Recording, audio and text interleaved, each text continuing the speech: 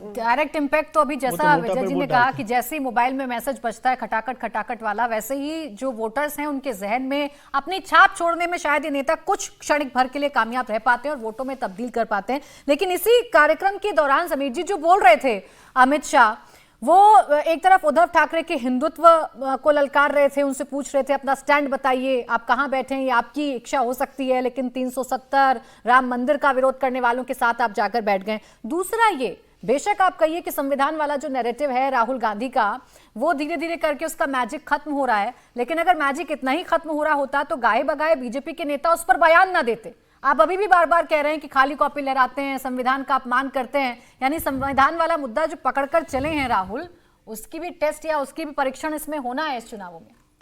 देखिए, भारतीय जनता पार्टी का जो संकल्प पत्र आया है उसमें इस बात का जिक्र भी है, SC ST और OBC जो कम्युनिटी है उसको 15 लाख रुपए का बिना गारंटी का बिना ब्याज का लोन महाराष्ट्र सरकार देगी।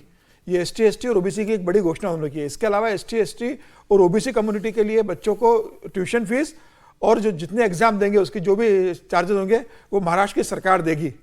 उनको सरकारी नौकरी के लिए जो क्लासेस लगानी होंगी उसका सरकार खर्चा उठाएगी। तो सरकार को अब महायुति को, खासतौर से भारतीय जनता पार्टी का जो घोषणा पत्र आया है उसमें इस बात का जिक्र दोनों तरफ से किया गया है कि जो उनका वोट 2024 के लोकसभा चुनाव में चला गया था, OBC का वोट चला गया था, उस वोट बैंक को लाने के लिए भारतीय जनता पार्टी ने एक अच्छी कोशिश की। अगर आप पूरा घोषणा पत्र, अगर भारतीय जनता पार्टी का संकल्प पत्र के 25 पॉइंट देखेंगे तो ठीक है कि 4-5 पॉइंट ऐसे हैं जहां भारतीय जनता पार्टी ने बात घोषणा की कि भाई पैसे बढ़ा देंगे, फ्री बीज में जो कहा जा सकता है, लेकिन 17 से 18 पॉइंट ऐसे भी है जो विकसित भारत, जो 2047 का प्रधानमंत्री नरेंद्र मोदी का सपना है, और मेक इन महाराष्ट्र और विकसित महाराष्ट्र की जो घोषणा के अंदर नजर आ रही है। 1 ट्रिलियन की इकोनॉमी बनाना, बड़े उद्योग महाराष्ट्र के अंदर लेकर आना, हालांकि कुछ उद्योग चले गए थे उसकी तरफ उन्होंने इशारा करा है, और मेक इन महाराष्ट्र के अंदर युवाओं को प्रोत्साहन देना, उनको ट्रेनिंग देना, उनकी नौकरी सुरक्षित करने की कोशिश की गई है। तो मुझे लग रहा है कि सिर्फ फ्री बीज की एक घोषणा उसके अंदर नहीं है, उसके अंदर एक विकसित महाराष्ट्र 2029 तक हम कैसे बना सकते हैं, और 2047 में जो प्रधानमंत्री मोदी का विकसित भारत का सपना है उसमें महाराष्ट्र की सरकार क्या योगदान देगी, उसको लेकर भी उसने बहुत अच्छी घोषणाएं की है।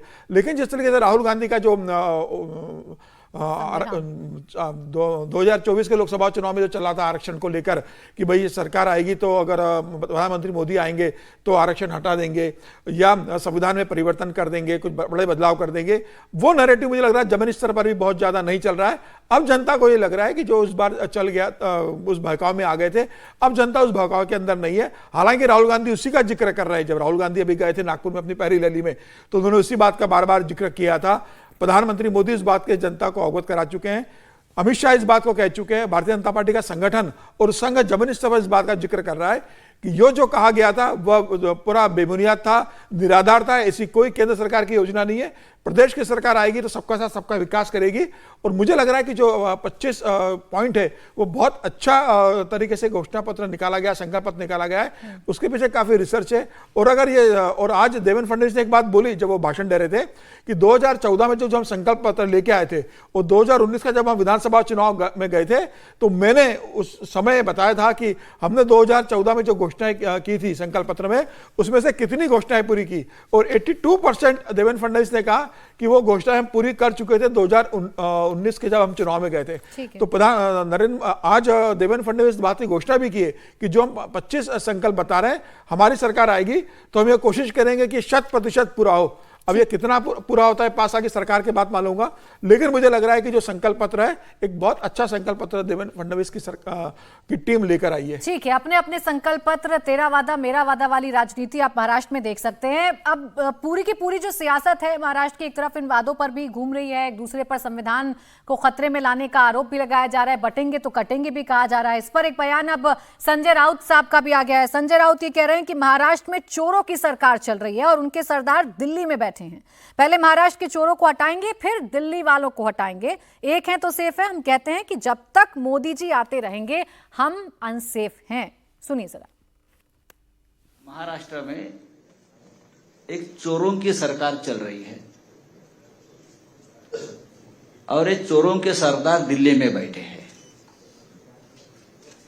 और ये महाराष्ट्र नामा का एक ही मकसद है, सबसे पहले महाराष्ट्र के चोरों को यहां से हटाओ, बाद में दिल्ली के चोरों को हटाओ, भगाओ।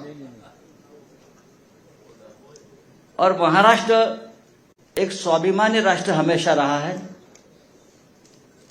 छत्रपति शिवाजी महाराज के साथ महाराष्ट्र का नाम जुड़ा है,